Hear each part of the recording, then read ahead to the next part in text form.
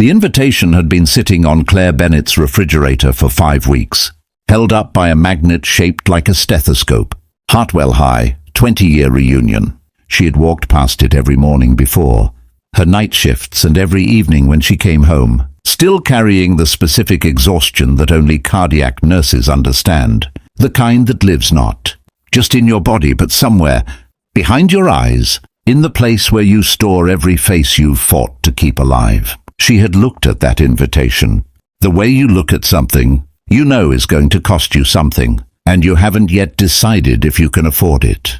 Her co-worker Dana had finally settled the matter on a Tuesday. Claire, go. You are 37 years old, and you have saved more lives than you can count, and you are afraid of a high school reunion. Go.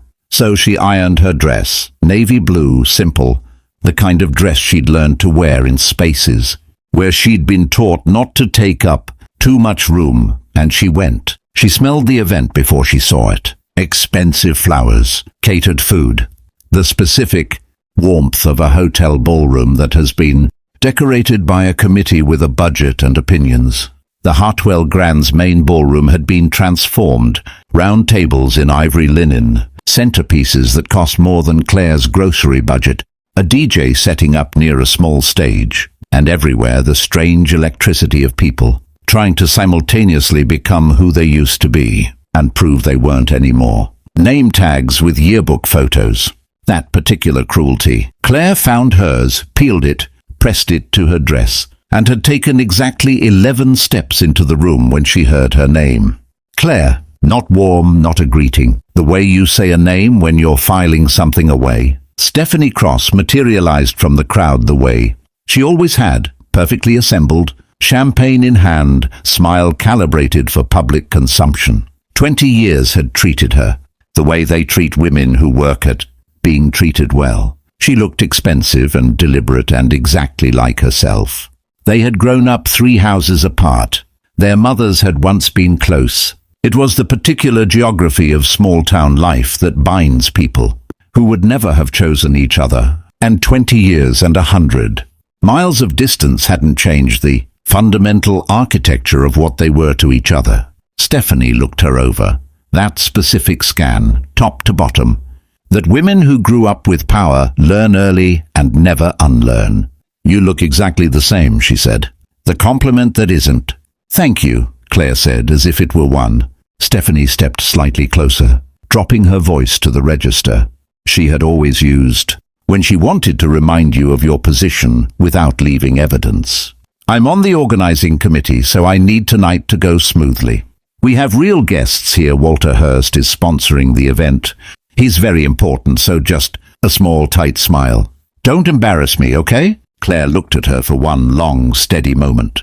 It's good to see you, Stephanie, she said.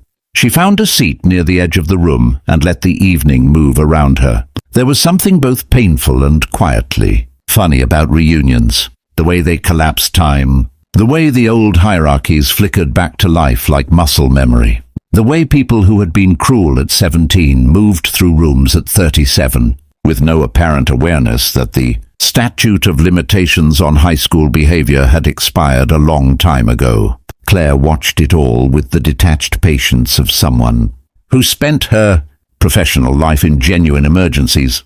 Compared to a cardiac arrest at 3 in the morning, a reunion was remarkably low stakes. She had become a nurse because of her grandmother.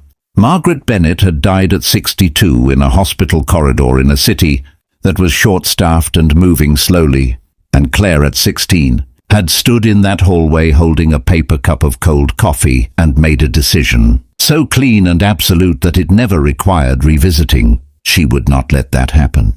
Not to anyone she could reach. 21 years later, the decision still lived in her hands, in the muscle memory of compressions, in the steadiness of her voice during codes, in the particular way she had learned to talk to patients, who might not be conscious but whom she refused to treat as if they weren't there. Stay with me. I've got you. You're not going anywhere tonight. She said it because she meant it, because she believed that words could reach people even through the dark.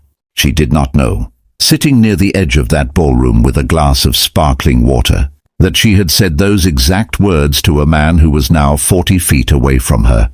She noticed him the way you notice someone who is used to being noticed, not because he demanded it, but because the room arranged itself slightly around him. Silver-haired, mid-60s, built like a man who had once been athletic and had stayed disciplined. His name tag said, Walter Hurst, special guest, but Claire knew the name from a plaque she walked past every single night at work.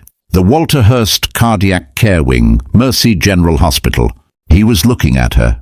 Not the way men sometimes look at women at parties, differently, with the expression of someone trying to unlock a memory that keeps sliding away, present and absent at once. Right there and just out of reach. She looked away, told herself it was coincidence. Then he crossed the room.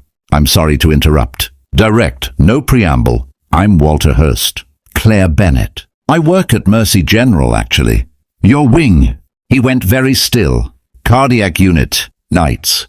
The noise of the ballroom continued around them, the DJ testing speakers, laughter from a table nearby, the clink of glasses, but in the small space between them, something had gone completely quiet. September 9th, Walter said. 18 months ago. The sparkling water in Claire's glass caught the light. She remembered September 9th the way she remembered all the hard ones, not with perfect clarity, but with the specific texture of a night that had demanded everything she had. 2:14 in the morning, a man brought in by ambulance, the window already narrow, the kind of cardiac event that doesn't negotiate. She remembered the cold, fluorescent light and the speed of the team and her own voice, steady and deliberate, talking to a man who couldn't answer her. I've got you. Stay with me. You are not going anywhere tonight. She had stayed 2 hours past the end of her shift to make sure. That was you, she said quietly. That was you, he said. His voice was controlled the way expensive things are. Controlled, the structure visible, the effort behind it. I have spent 18 months trying to find you. Privacy regulations, staff rotations. I wrote letters to your administrator. I asked my cardiologist. He paused. Something moved across his face that had nothing to do with composure. He told me that the intervention quality that night was the difference. I needed to find that person. And then my grandson's high school holds a reunion, and they ask me to sponsor it, and I walk into this ballroom. His eyes moved to her name tag, her face back to her name tag. And there you are. Claire set her glass down carefully. Here I am, she said. She expected a thank you, maybe an exchange of cards, the kind of quiet, meaningful moment that lives in a handshake and a look and gets remembered privately. She did not expect what happened next. Walter Hurst excused himself, walked across the ballroom, stepped up onto the small stage near the DJ stand, and picked up the microphone. The music cut. 200 people turned. Forgive the interruption. His voice filled the room, without effort. The voice of a man who had run companies for 4 decades and understood that authority is mostly just clarity. I was invited here as a sponsor tonight. I have a check for the Hartwell Alumni Fund and a few prepared remarks. About community investment, a pause.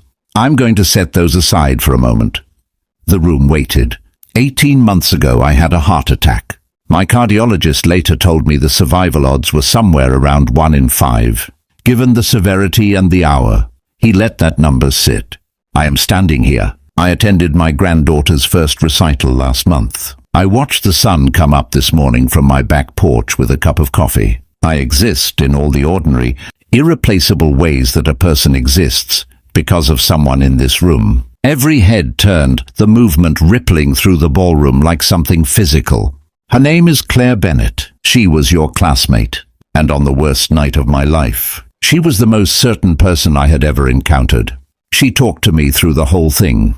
Did you know nurses do that? Talk to patients even when they can't respond? She does. She said you're not going anywhere tonight. And she said it the way people say things they have decided are true. His voice shifted, still controlled, but the structure showing its seams now in the best way. The way that means something real is underneath. I believed her, because she meant it. The ballroom was completely silent. I tried to find her for 18 months. And tonight, because occasionally the world gets something right, she is 40 feet away from me. He looked directly across the room. Claire, you gave me back my life. Every morning I have had since September. Ninth exists because of your hands and your voice and your absolute refusal to let go. People have told me you are just a nurse. His jaw tightened. I want every person in this room, every person who grew up beside this woman, to hear me say clearly, there is no such thing. There is no just about it. There is only the work and the people extraordinary enough to do it, and the rest of us who get to live because they showed up.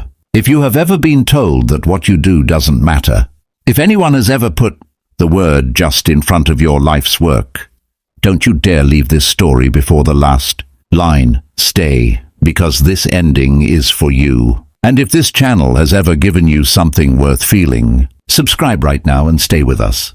Because every story we tell is for the people the world almost forgot to see. Claire stood up. Not because she planned to, because staying seated was no longer possible. She crossed the ballroom, past the ivory linens and the yearbook, name tags and the 20 years of everything, and Walter Hurst stepped down from the stage and met her in the middle of the room, and he took both of her hands in both of his, and the applause that broke over them was not the polite kind. It was the kind that comes from somewhere true. Thank you, he said, only for her, for not letting go.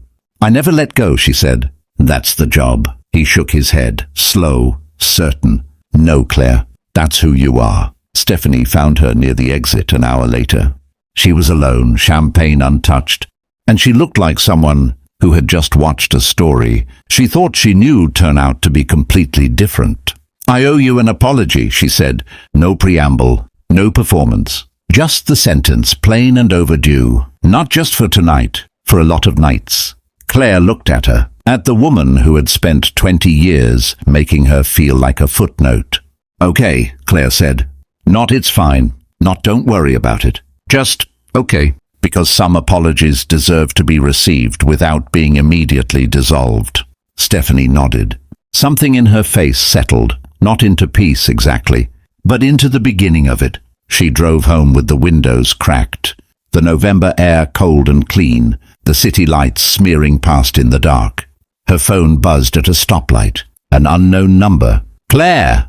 Walter Hurst. I hope you don't mind that. I asked the coordinator for your number. I have something I'd like to propose. A nursing recognition endowment at Mercy General. Long overdue, and I'd like your input on building it properly. That conversation can wait. Tonight I only wanted to say one thing. Sleep well. You have earned every good thing that is coming to you. She read it twice. Then she put her phone in her bag and kept driving. The city opened up ahead of her, wide and lit and full of the 10,000 ordinary lives she had never counted. Never needed anyone to count. She had just done the work. She had shown up and stayed and refused to let go. Shift after shift after shift. In a building with someone else's name on it. She thought about that. Then she thought, not for much longer. She smiled, small, private, facing forward, and drove home through the dark in a navy blue dress, taking up exactly as much space as she had always deserved, which, as it turned out, was considerable.